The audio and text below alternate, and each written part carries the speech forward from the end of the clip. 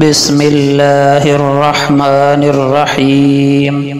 حضرت ابو درداء رضی اللہ عنہ نے فرمایا، اے دمشق والو، تم لوگ حیا نہیں کرتے، اتنا جمع کرتے ہو جسے تم کھا نہیں سکتے، اتنی عمارتیں بناتے ہو جن میں تم رہتے نہیں، اور وہ آرزویں اور تمنائیں کرتے ہو جنہیں تم پہنچ نہیں سکتے۔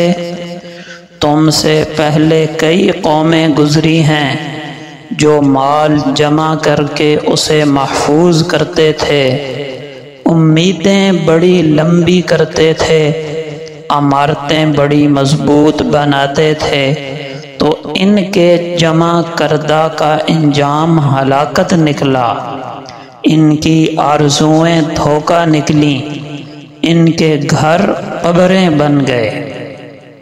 یہی ابو درداء رضی اللہ عنہ جب کوئی میت دیکھتے تو فرماتے، تم صبح کو چلو، ہم شام کو آ رہے ہیں، یا تم شام کو چلو، ہم صبح کو آ رہے ہیں۔ بڑی مؤثر نصیحت ہے اور بڑی تیز غفلت ہے۔ موت سب سے بڑا واعظ ہے، ایک ایک کر کے ہر کوئی چلا جائے گا، آخر کار وہی باقی رہ جائے گا جسے موت نہیں آنی۔ حضرت صدیق اکبر رضی اللہ عنہ اپنے خطاب میں فرمایا کرتے تھے کہ حسین چہروں والے، اپنی جوانی پر فخر کرنے والے، مقابلہ حسن کرنے والے کہاں ہیں؟ بادشاہ کہاں ہیں جنہوں نے شہر بنائے اور فصیلوں سے ان کی حفاظت کی؟ کہاں ہیں جنہیں میدان جنگ میں غلبہ حاصل ہوتا تھا؟ زمانے نے انہیں ذلیل کر دیا، وہ قبروں کے اندھیروں میں چلے گئے۔ عمل میں جلدی کرو، عمل میں جلدی کرو۔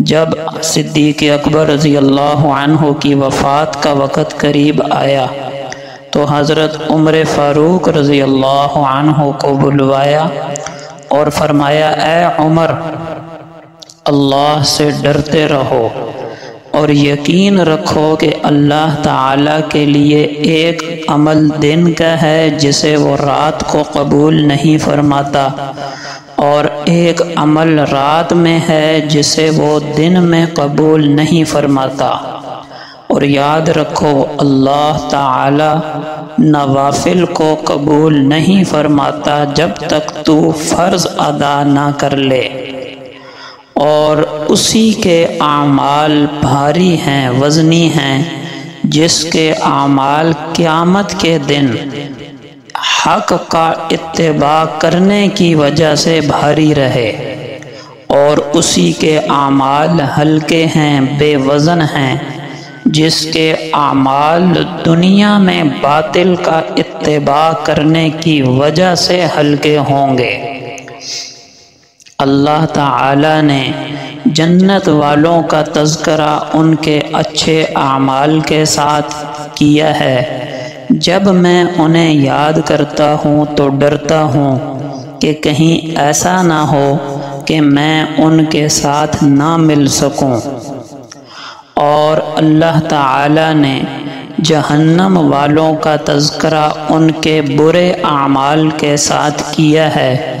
جب میں ان کو یاد کرتا ہوں تو امید ہوتی ہے کہ ایسے لوگوں کے ساتھ میں نہیں ہوں گا، تاکہ بندہ امید بھی رکھے اور خوف بھی رکھے، نہ تو اللہ تعالیٰ پر بے جا تمنائیں رکھے اور نہ ہی اس کی رحمت سے مایوس ہو جائے۔ بس اگر آپ نے ان باتوں کو یاد رکھا تو آپ کے لیے موت سے زیادہ محبوب کوئی نہ ہوگا، اور موت تیرے پاس آنے ہی والی ہے۔ اور اگر آپ نے میری وصیت کو ضائع کر دیا تو آپ کے نزدیک کوئی پوشیدہ چیز موت سے زیادہ ناپسندیدہ نہیں ہوگی اور آپ اس سے عاجز نہیں ہیں، بچ نہیں سکتے۔ اللہ پاک ان حضرات کی طرح ہمیں بھی فکر آخرت نصیب فرمائے، آمین۔